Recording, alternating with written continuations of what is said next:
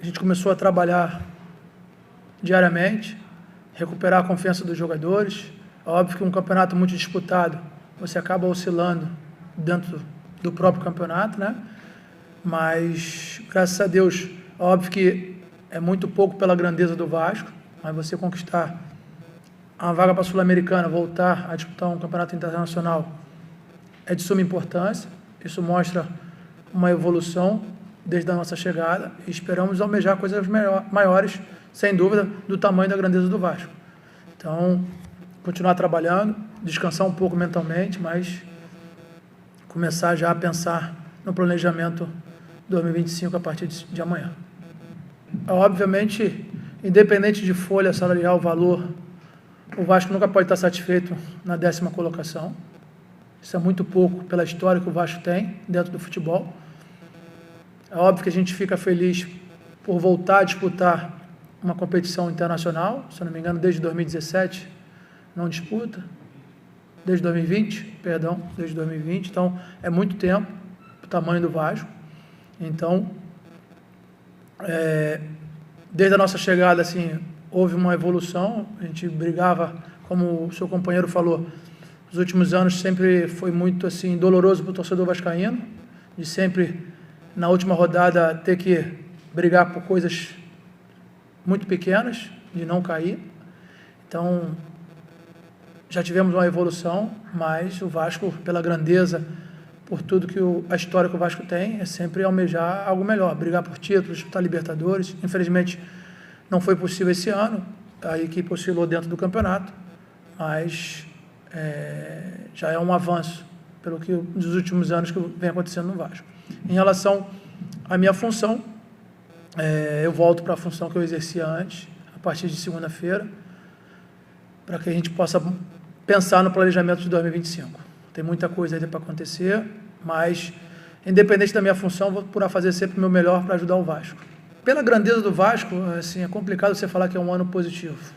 Foi um ano mais tranquilo, vamos dizer assim, do que os últimos anos, né? Então, como eu falei antes, pela grandeza do Vasco, o Vasco não pode ficar satisfeito pela essa vaga na Sul-Americana. Mas é óbvio que dos últimos anos o que aconteceu, existe uma evolução.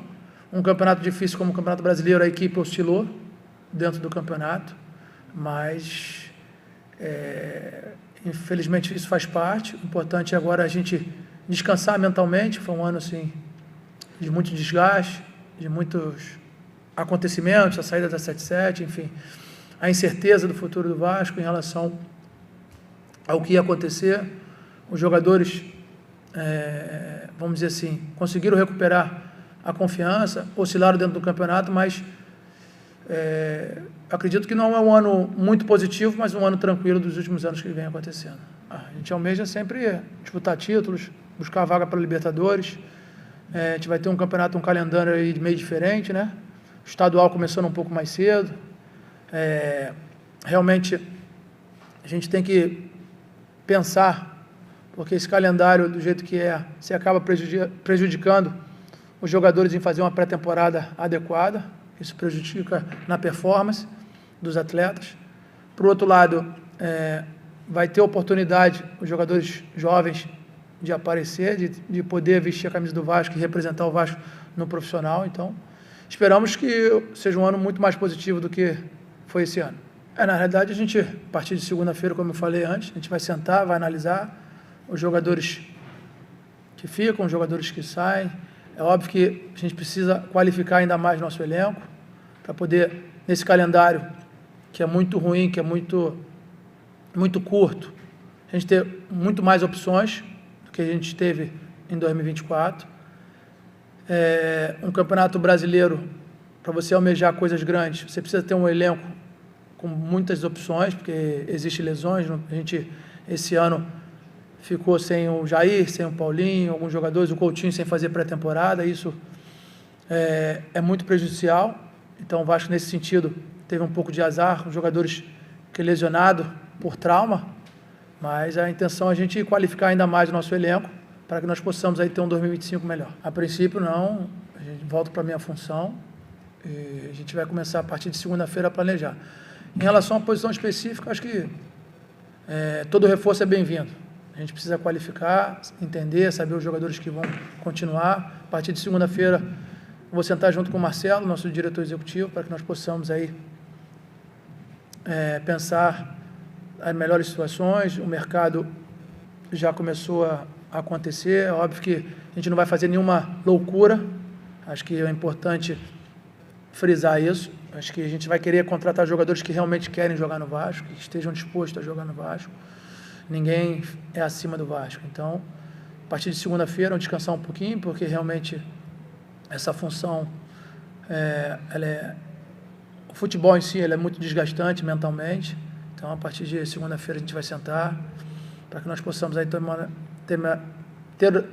pensar no melhor caminho para o Vasco da Gama no ano de 2025. Felipe, aqui, João Silva, canal Atenção Vascaínos. Você falou sobre, claro, planejamento. Imagino eu que passa muito também por uma escolha de um treinador, já que você vai voltar a ser diretor técnico.